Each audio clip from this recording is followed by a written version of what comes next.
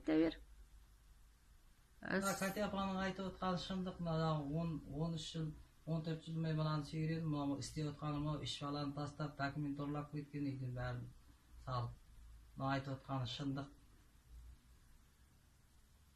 Үш баласына жаны ашымаған, үш баласын операциямен туып, адам қылып өсіріп отыр еді.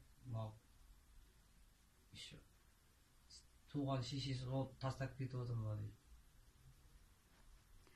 Камаладин күйеуі сол арудың мен Катямын, менің айтқандарымның бәріне шындық.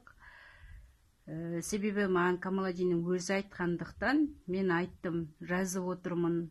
Не тыңдаңыздар, осыны ұрды, соқты деп жаңағы үйтті, бүйтті деген өтірік сөздерімен бәрін сөйтіп жалған ақпарат беріп жүр. Оның бәрі жалған.